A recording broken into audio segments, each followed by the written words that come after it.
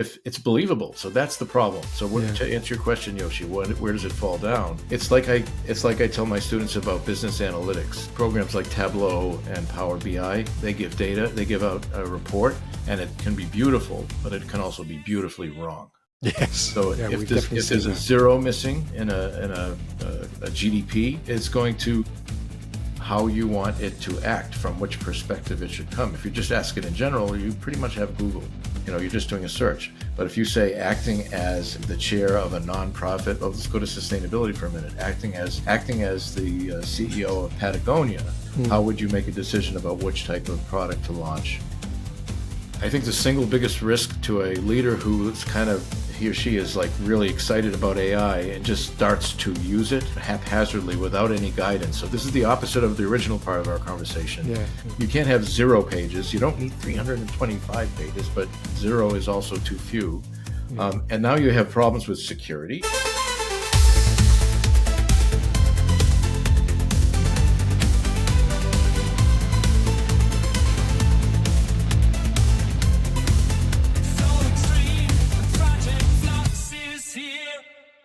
Hi everyone, and welcome back to another episode of the Project Flux podcast.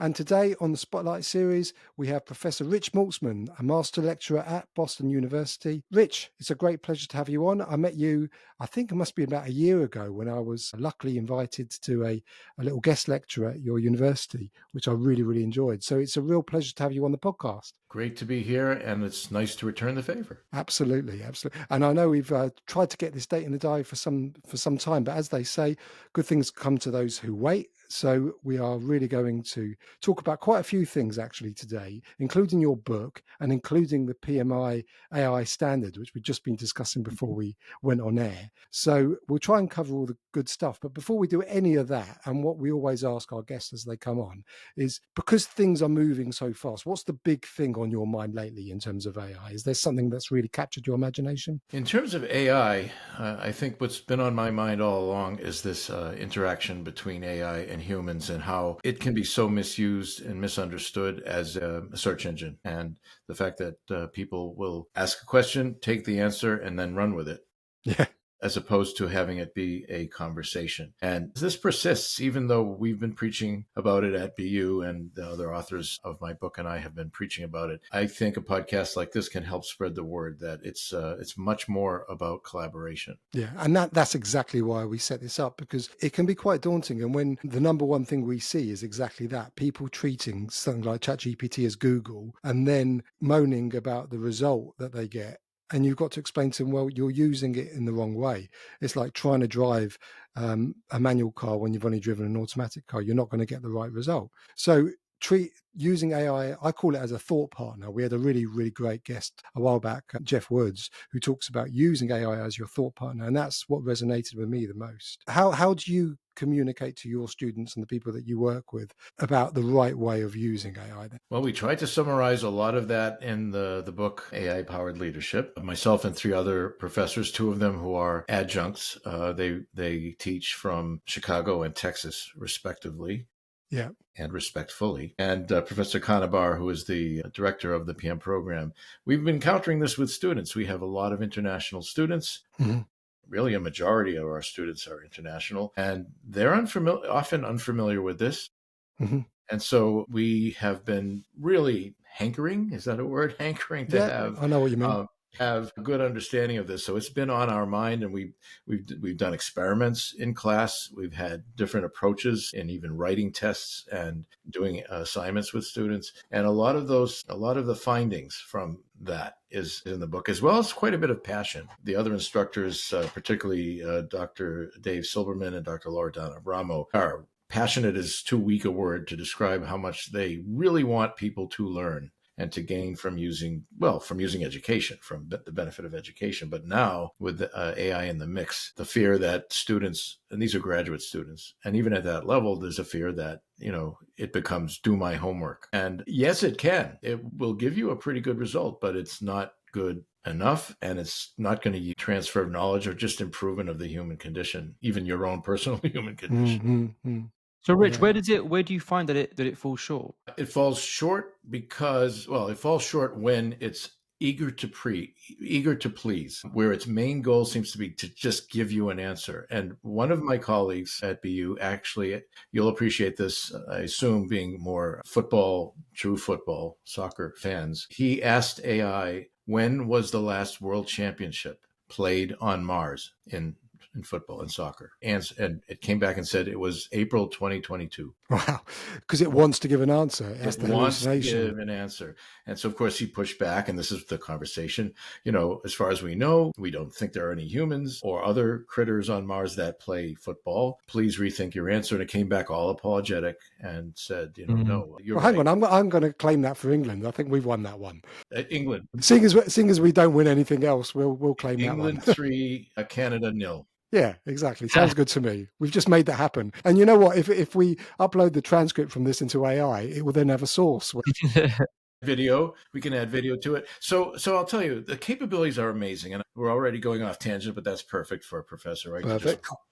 But I've experimented with MyGen, I can't remember now what it's called, but the AI avatar. Yeah, the MyGen.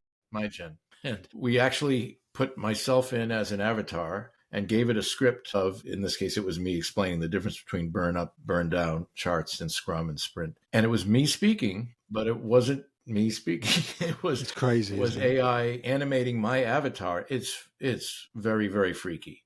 Wow. It was very, very good. So we've all seen the AI avatars where a person looks real, but it's very scary when it's yourself.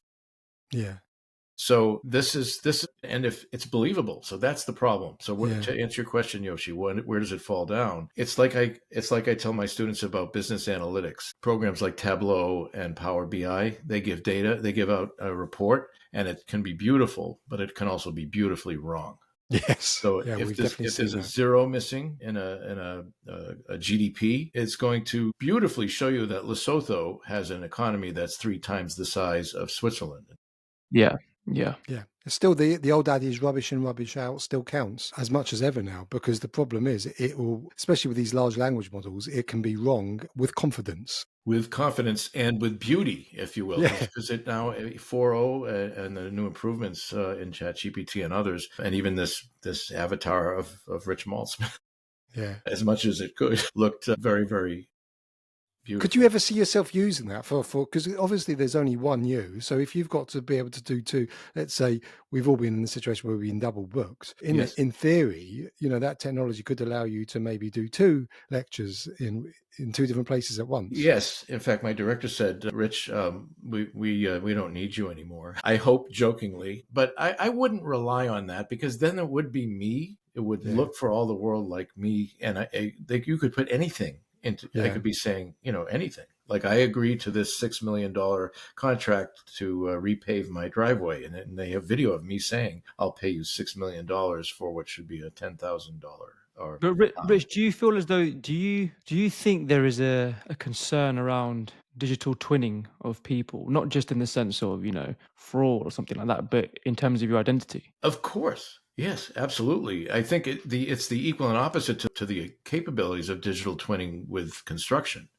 Right? It's just absolutely amazing to see what you can do to look for what happens if this valve fails, what happens if this fire detector misfires or gives a false alarm, and people are now all lining up in the wrong exit. That's beautiful. Now, don't get me wrong. There are times when, for example, I'd want to do an introduction to a course, and I could use this as long as I'm reviewing it carefully, and I'd have the avatar do it instead of me, then it's okay.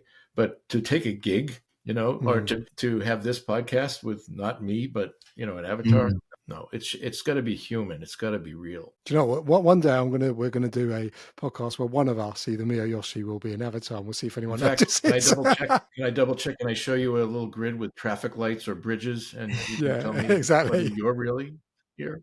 Try it now. Maybe one of us is not real here.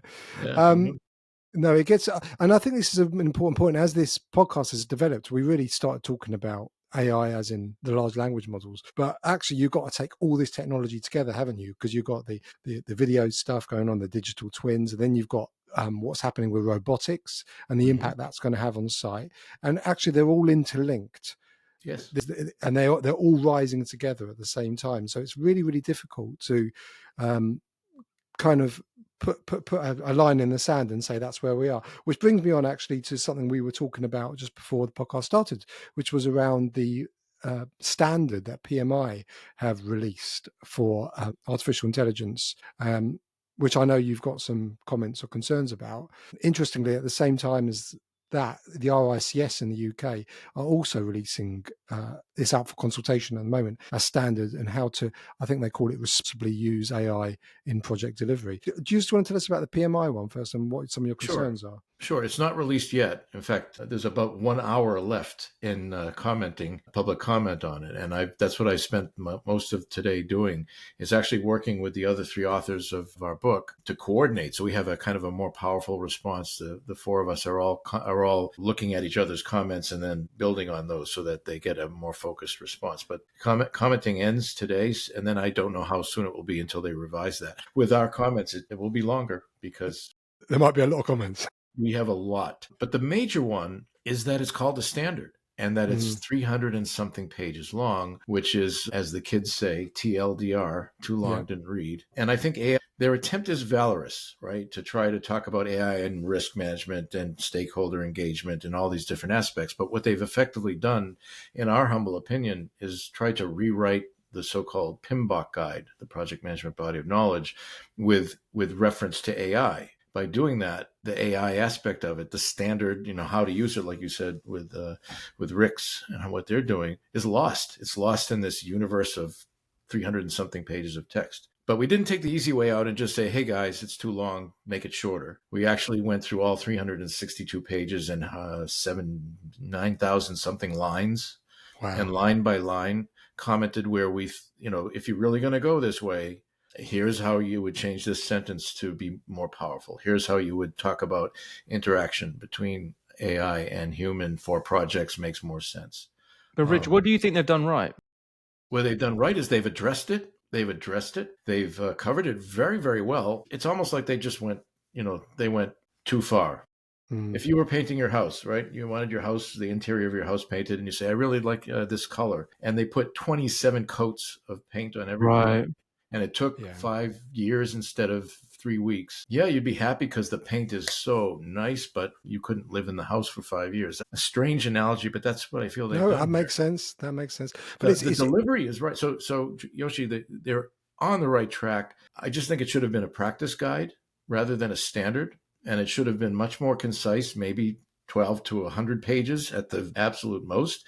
And it should rely on, they have all this other thought leadership about projects, the PMBOK guide and other standards and other practice guides. So why not just have this be about AI, since it's the title? So you can sense some frustration here, but it's all in the right vein, I think, and PMI is well intentioned here for sure. It's good coverage, right? It's a good document.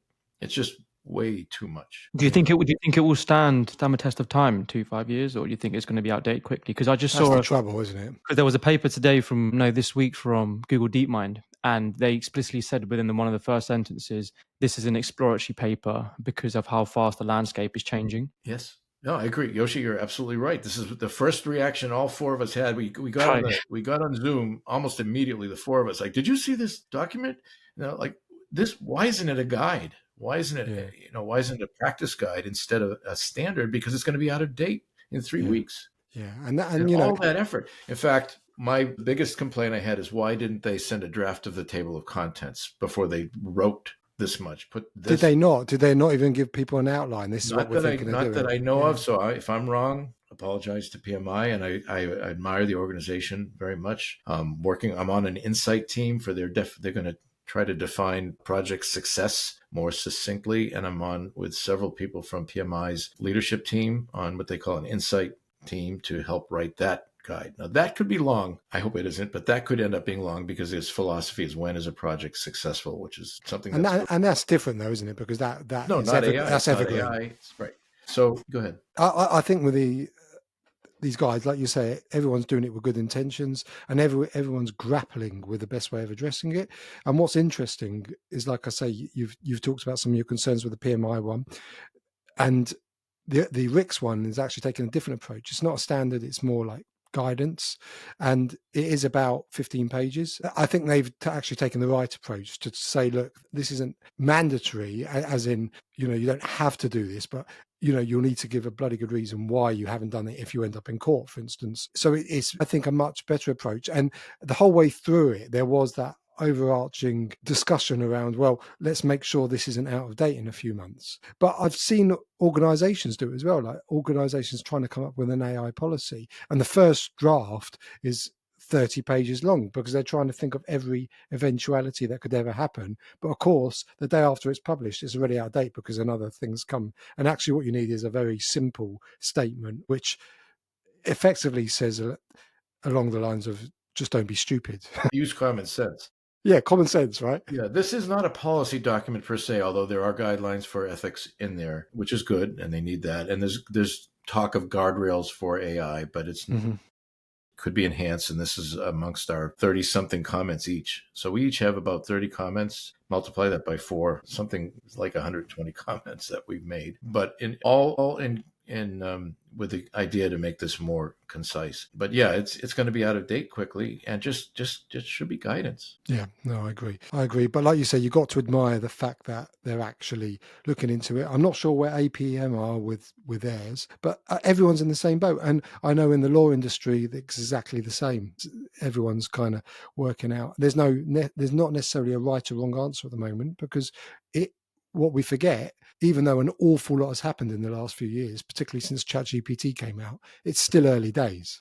Yes. But there is a devil's advocate, though. There is a different angle at this, and it's: do you think they've actually built this for a human to read or for an LLM to read? The standard? Do you think they built it for an LLM to read? Maybe. If they've written X amount of pages, you don't know how much of that might have even been written by an AI. That's true. That's true. Just like I don't know if you guys are avatars or actual people. So no, seriously, I think a good deal of it could have been. It was tempting to write this book with AI, right? Yeah. We do have exchanges with AI, and we identify that, but the rest of it is ours, and it was because it can do it. I mean, I'll give you an example. As a professor, I sometimes want to have a couple of different quizzes to give students. Okay, so several versions of the same quiz with the same level of difficulty. And these are because of AI, partially. We've gone back to paper and pen. I have to explain to my millennials what a pen is, but once I'm done with that.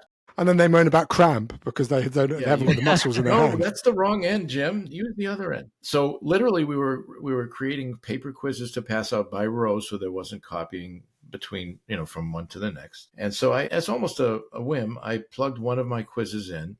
I gave it my lecture notes in a firewalled situation. And I said, can you create a similar quiz with the same mix of fill in the blanks, multiple choice, and short essay questions? And, the output was astoundingly good. I think partially because I did not let it search the web. That's one of the things people should take into account, right? Is limit what your agent or chat is doing in terms of where it's looking. And also, of course, from what perspective it should be writing. So, as a professor, starting prompts that way is always helpful. The role is so important. Came out was not perfect, but it was mind-blowingly good. So it saved me work because I can go from that and I'll edit it significantly, but it still saved me the work. It came up with creative new questions that weren't just changing the order of the multiple choice questions. It was coming up with new multiple choice questions. So it is capable of doing things like that. And just translate that to project managers. It could create a project plan. And we've tested it for that too. It can do a very good job of creating a project plan. Yeah, most of the processes within project management, it's got a use case for, in terms of whether it's a project plan or whether it's some kind of schedule review. The fact that all these models are multimodal now means it can do things that would have been absolutely pie in the sky even just a few years ago. And now with the agents coming out, I was talking to Yoshi about, we've got early access to this thing called Manus, which is like the operator, where it literally takes over your computer and can go and search things and do things for you. I still haven't got my head around the impact of that, because that's not just a passive, the way we interact with ChatGPT now is kind of passive in terms of we still got to take the output and do something with it. This can actually then go and perform tasks and perform actions autonomously. Yeah, you've given it authority to be Given it you, authority, exactly. as the computer at the keyboard, as the person at the keyboard. Yes, absolutely. It's amazing. But let's talk about your book, because you showed your book, the AI powered leadership. Do you just want to tell the listeners, well, firstly, what prompted you to write the book, what made you decide to do it, and then a little bit about what it's about, so people we'll obviously put the link in the show notes if people want to get hold of Yeah. it, but just a Well, kind of sort of précis on what yeah. it's So all the about. impetus behind the book actually has its roots in Atlanta, Georgia, because in Okay. Atlanta, Georgia, PMI had its conference summit back 2 years ago, because it was LA. After that, Phoenix is next year for the North American Summit. And it was hugely attended, and it literally was at the intersection of AI, and it was literally a hot button, because they actually gave a little lapel pin, I have it somewhere, that said AI X PM or PM X AI, the cross, meaning Okay, yeah. intersection. So almost all the conferences, this is back then, were about AI. At LA, it was even more so. And I was in the exhibit hall at the booth for Boston University, recruiting students and so forth. So we had thousands of people going by our booth, and we heard the conversations. People would stop and talk with us. And the recurring theme, I'm going to get to your question, the recurring theme was, we have to be more human. That phrase kept coming up over and over again. How do we survive as project managers that can do scheduling and planning? How do we help? And a lot of people were saying, we add the aspect of, okay, this vendor or this particular installer for this vendor works in this way, has had a bad week. It's the expertise and experience that humans have that AI does not have. It has data, but it doesn't have empathy. Although in the book, we talk about the fact that it can actually provide a more empathetic leadership. There's a whole section here, how AI can make you a more empathetic leader. Definitely, yeah. That's the irony of this. But it doesn't know that, Karen and Kim don't get along, or that they just had some kind of conflict last week. It came back from the conference. I sat down and talked with some of these other professors, and they said, this is important. How can we get our thoughts down? Okay, write a book. I mean, that's almost a spastic reaction from a professor, right? But we also this is not an academic book. We wrote this to be approachable. It's lots of examples. And I have to talk to the cover for a moment. I know a lot of the listeners are not also viewers, but the cover has a picture of like an explosion on it. Yeah. And if you look carefully, there's a line coming from the upper right into the center. That's a laser. Yeah. Okay. And the idea of the power of a laser is actually at the core of the book. And that is, what's a laser? The nerdy name for it is, I believe, light amplification by the stimulation of emitted radiation. Wow, we've learned Now they're something all today, asleep. Yoshi. Wake up. Yeah. And what that means is you just take light and you reflect it back and forth, with partially reflective mirrors, blah, blah, blah. And you end up with cohesive, focused, single color, powerful light, as opposed to like a flashlight where it's an open beam of multiple colors. And what do we want for our projects? We want to get cohesive, powerful. We want cohesive, powerful teams. We want answers that are cohesive, and it can cause, it can do things like cut through metal and, carve sculptures and solve problems. So that back and forth idea is what we talk about in the book, that everything has to be a back and forth between the human and hopefully multiple humans. So it's multiple perspectives, so you don't have biases that we all have. And AI is contributing its opinion and its value, and we take that and go, good idea. How about this? And it's the back and forth that yields that beam that comes out that's focused and cohesive and powerful. So, I mean, that's the metaphor, but the book has examples, specific examples of how you might use this as a project manager, particularly, and I like to use the word project leader, particularly and ironically in the area of dealing with people. Go on, give us an example. Writing a letter to a vendor to complain about a bad delivery. If you do that when you're mad, or even when you calm down a little bit, it might be full of some innuendo that you really didn't want to send. So you could say, acting as an impartial listener, look at this letter I've written. Do you see any improvements? And it comes back and we'll give you perhaps a more empathetic letter that might get you a better result. Yeah, same for definitely. A performance review. Same for a request to get a team member added to your team. Same for dealing with a disgruntled team member. These things that, where you say, oh, humans are better at that. Yes, but they can still be helped by a collaboration with AI. I love the example of, like, let's say you've got a really difficult call to have with somebody. You can actually use AI to practice it, because you can feed in that person's persona from their online presence and then explain the role, like you said, or explain the context in terms of what the situation is. And then that helps you as a human, because then you've practiced that conversation, and you can also practice various different kind of results of that conversation. So you can say, right, if such and such has acted this way, so as I say, for example, got angry, then what would some of the responses be? And I've explained this to a few people that, you can really use this AI to coach yourself. Yes. One of the best examples I heard was using AI to create your own board of advisors. I don't know if you've heard this one, Rich, where you can say, right, I want to create a board of advisors. I want someone on it. I want Warren Buffett as my financial advisor. I want Steve Jobs as my tech advisor, but I don't want him to give me any advice about how to raise a family. And then, Exactly. and then you can have. I thought this was really cool. I want my older self on my board as well. So all of a sudden, you assemble this board of people that you respect. That wasn't available to us before, but that is using AI in the way that I think your book is intended to help you become more empathetic and deal with people better, which is a big part of project management. And be advised in a way that you want from people who you trust and whose presence I assume on the web is really where it's drawing this, right? Because it's acting as Warren Buffett based on things he's said and ways he's acted. Exactly. And this is one of the main things about prompting that I try to tell students is, tell it how you want it to act, from which perspective it should come. If you just ask it in general, you pretty much have Google. You're just doing a search. But if you say acting as the chair of a nonprofit, let's go to sustainability for a minute. Acting as the CEO of Patagonia, how would you make a decision about which type of product to launch compared to the chairperson from Exxon, or a company that might not necessarily be known for sustainability, although they may be? Sorry if I misspoke. And just on that point then, Rich, because you mentioned sustainability, and with AI, for us to be able to harness it effectively, we have to scale everything in and around it, right? Yes.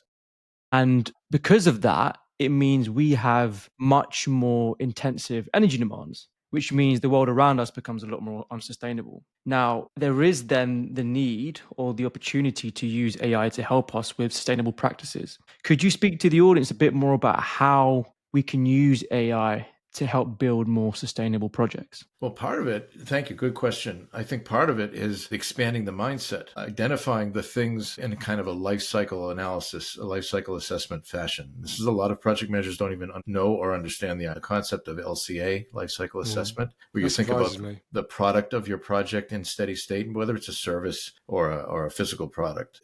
Using AI as an advisor, as James said, say, taking the attitude of a holistic and long-term view, what aspects of my project itself can I change up front that will yield a better result, not just at the opening ceremony and not just when we turn this over, we have a new ergonomic mouse and we're going to release this on such and such a date.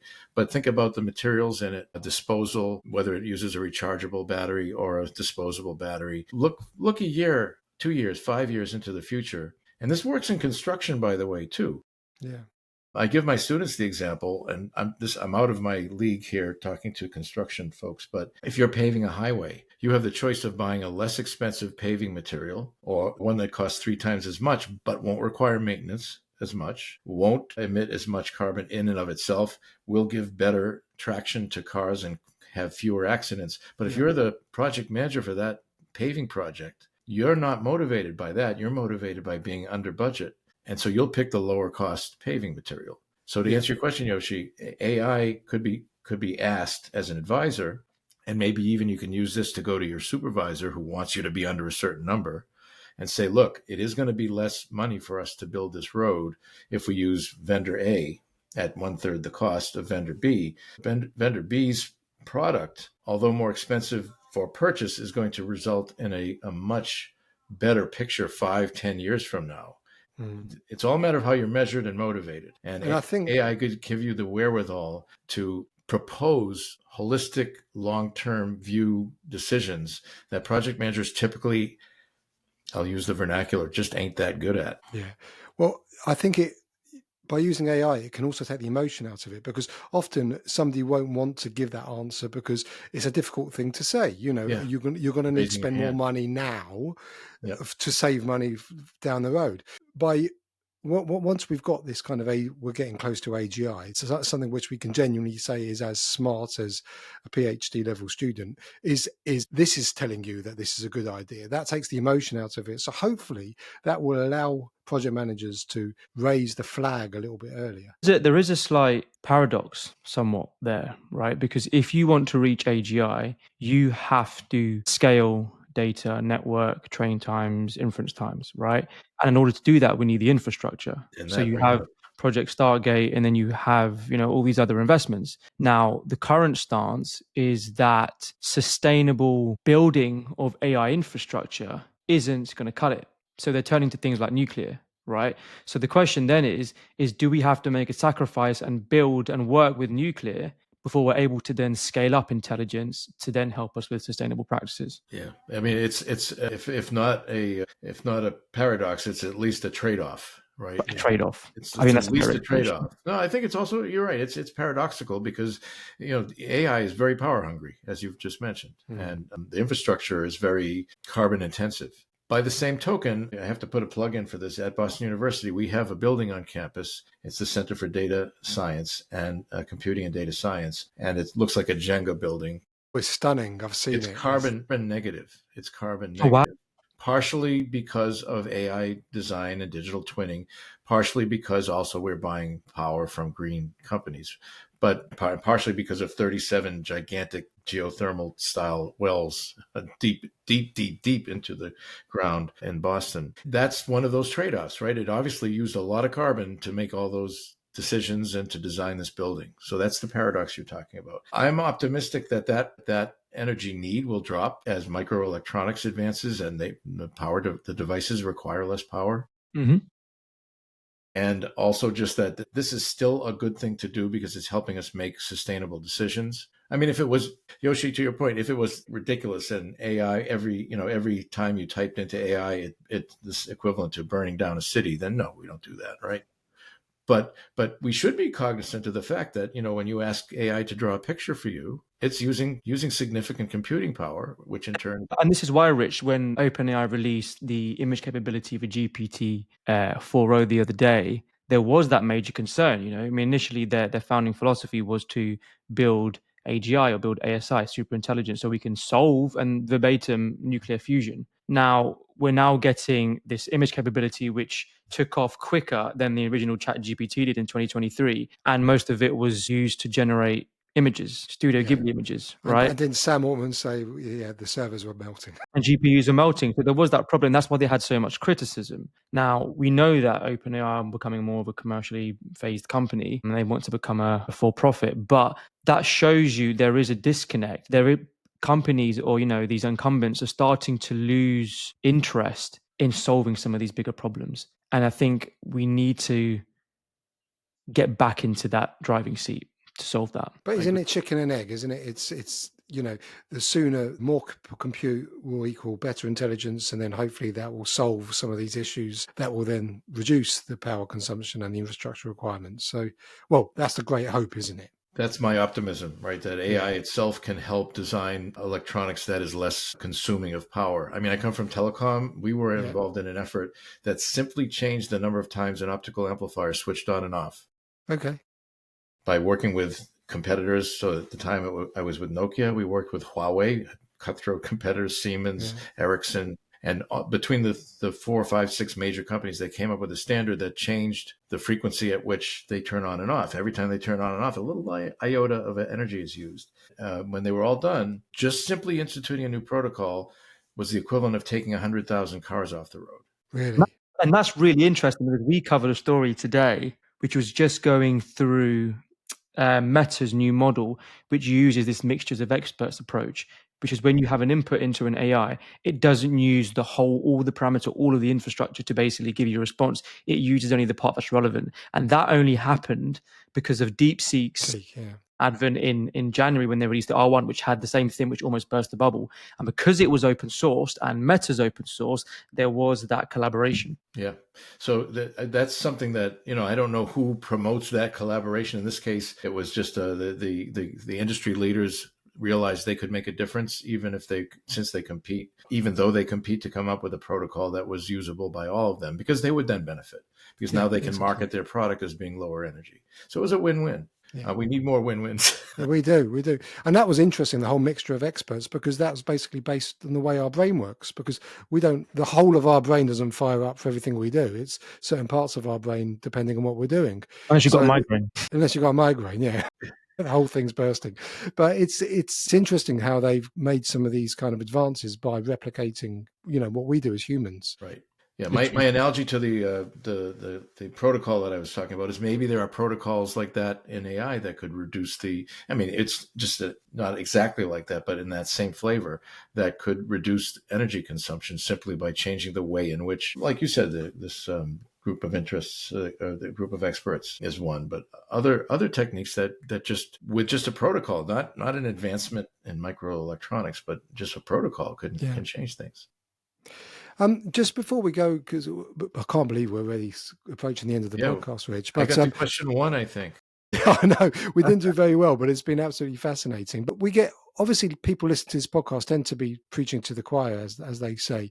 But what would you say to a leader who's maybe listening to this, who isn't sure where to start? What are the biggest risks, do you think, for that particular leader if they don't embrace AI in their workflow? I think the single biggest risk to a leader who is he or she is like really excited about AI and just starts to use it haphazardly without any guidance. So this is the opposite of the original part of our conversation. Yeah. You can't have 0 pages. You don't need 325 pages, but 0 is also too few.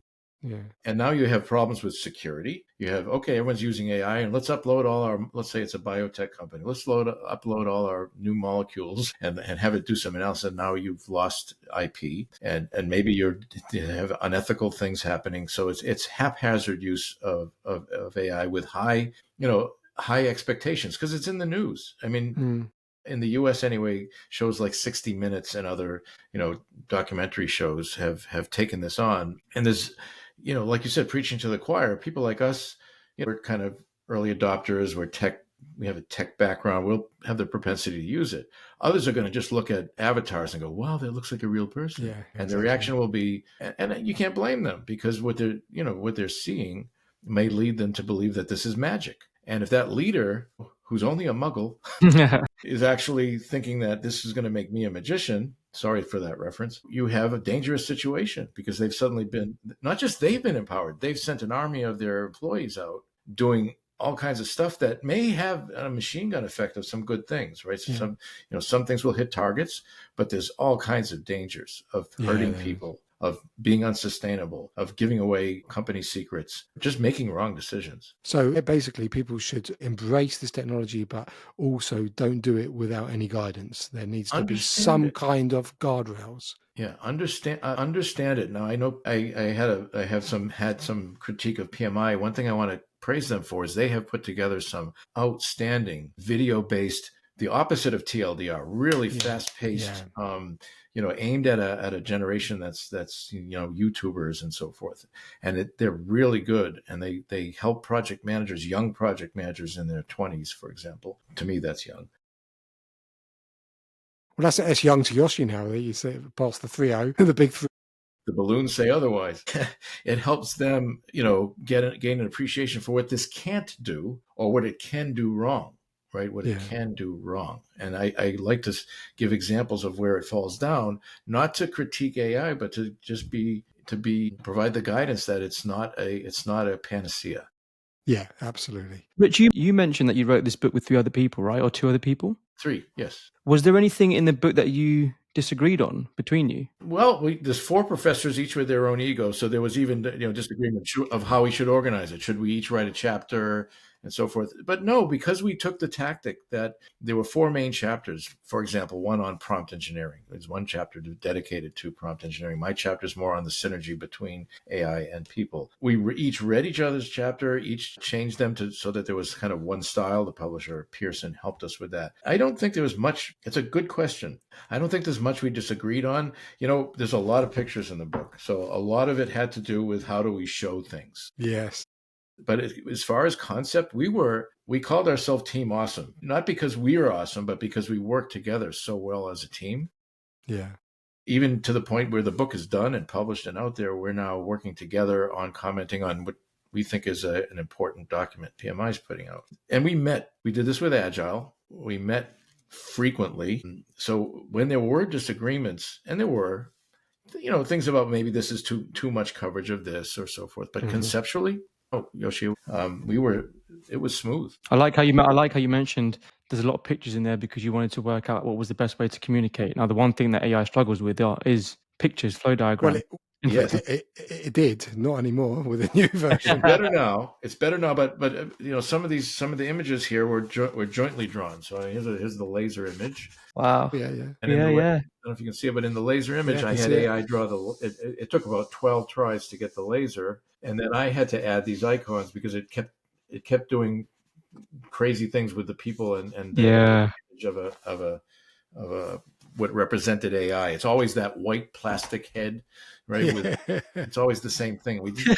I wonder how it would do now with a new model, whether it would be able to crack worth it now. a try. Yeah, this is why you can't have a standard, right? Literally, between the time we booked this interview and now, things have changed radically. Yes, amazing. Just a couple more questions before we wrap up. More about you actually, and some advice from you, Rich. Sure. So, what's one piece of advice that you've once received in your career that completely changed how you approach work? That's a good one, and it's a little one. It came from Wayne Termel, who was the podcaster who had a great podcast. He's now moved away from that and written books, but he had a podcast called The Cranky Middle Manager. If you can find the archives, it's tremendous. He's got a great sense of humor, but he closed his podcast with this phrase: "Don't let the weasels get you down." We can all live by that, I think. Don't let the weasels get you down. You'll always have someone who's a naysayer or who's like bip, bip, bip, bip, bip, in your ear. Yeah. If you let them enter your brain and dominate, they've won. So just don't let them get you down. And that's one thing AI won't take away is the weasels. There'll always be the weasels. A weasel agent that you could create. Yeah. Oh, yeah, that'd be good, actually. You could unleash that on a few people. Yeah. Okay. And one more question. If you could have dinner with any 3 people, either living or dead, who would they be and why? All right. So for this one, my answer was it depends on whether it's one dinner with 3 people or 3 separate one-on-ones. But let's say 1 with 3. Okay. That's what I figured. So this is what I picked. One of my great-grandmothers, because I've never met great-grandparents. So one of my great-grandmothers. Be interesting to get more family history. And then radical shift, Thomas Jefferson. Okay. And Daniel Kahneman. Do you know Daniel Kahneman? No, I don't know Daniel Kahneman. Yeah, Daniel Kahneman. Daniel Kahneman, Thinking Fast and Slow. Yeah. You know, James. The author. Thinking, Systems 1 and 2. Author, Nobel Prize winning economist and psychologist. Okay. I still haven't finished his book. It's this thick and tiny font, but it's just so full of interesting knowledge about humans and how we act as individuals and how we act as groups. And that's what project management is. And that's what I just want to know more about that, because that's just, and he's such an interesting man. I've seen him interviewed. He's very calm, cool, and collected, not super intellectual, despite, this book, which is a very academic book. Yeah. So I'd enjoy having some. That's cool. With him. Interesting to see how they get on with your grandmother as well. Yeah, maybe have all 3 together. The interactions would be pretty interesting. So Thomas, you're for freedom. Why did you have slaves, Thomas? What's going on there? And Daniel Kahneman, his Systems 1 and Systems 2 thinking, is extremely prevalent in AI at the moment. Yes. Is the stuff that he and Amos Tversky, his partner for many years, that they wrote affects decision making. It affects biases and heuristics, and it's economics. Because it's literally, you have GPT-4, which is a fast thinking model, right? Yes. And now you have thinking models, which is effectively your systems too. So you see a representation within AI of his. Right. So Yoshi, System 1 wants you to go over and poke a pin into those balloons and see what happens. But system 2 says, I really enjoy seeing these and it makes a nice background, so I'm going to leave them there. Yeah, exactly. Yeah. Excellent. Fantastic way to end the podcast. Rich, thank you so much for your time. Really, really insightful. It's enjoyable. I enjoy these conversations always. That's why I'm also a podcaster. I enjoy the other side as well. Well, we love it. We get so much out of this, and we learn all the time from our guests, and it's really important for us to make this available to our listeners. So what we'll definitely do is also put the in the show notes link to your book. But just for people listening, where can they get hold of it? I presume from Amazon or from all booksellers. Yes. It's published by Pearson. So I think this Inform It is their the channel that they have this under, and Inform IT. But Amazon is perfectly good. We are interested to hear what people think of it as well, obviously. So I appreciate that. Maybe we'll see if we can get at least an e-copy to you from Pearson. Yeah, that'd be brilliant. If we haven't, maybe already, we'll do that. Well, we can do a review or a feature on it on one of the newsletters coming up as well, because I'll be really interested to read it. So that'd be great. Yeah. Excellent. So that's where you find it in corner bookstores near you. Probably not, but Amazon and Pearson and other sites like that, you'll find it. AI powered leadership is the main title, and the subtitle is Mastering the Synergy of Technology and Human Expertise. Brilliant. So we're giving ourselves some credit. We have some expertise. Yes. Okay, we absolutely. Do. Well, there's 4 of you, so definitely. I thought. Because maybe we hit a few targets. I think we did. I thought you were going to say when you said, did you have any difference of opinions? It would be like 4 professors, 5 opinions, right? Yes, that's what we were afraid of, when we went into this, and not really. Like I said, the biggest controversy was over the ways to physically picture this and show it. What size should that be, and should that be a triangle? The small things are the hard. Yeah, the little thing. Well, that means you're on something good if you're not arguing over the fundamentals. Fundamentals were clear. Excellent. Well, thank you so much, Rich. Thank you very much for your time, and we hope you come back on the show. We like to get people back to talk about what they've been doing, and maybe you'll have another book on the run by then, or at least we'll have the PMI standards out, and they would have dealt with your 4,000 comments or whatever you left. I can show you a before and after, right? Yeah, exactly. Before is this big thick tome, and then we just came up with a brochure. They listened to us. Let's hope. Great. Right, brilliant. Thank you so much. Take care. Thank you. Cheers. Project Flux is here. That's a wrap for today's episode.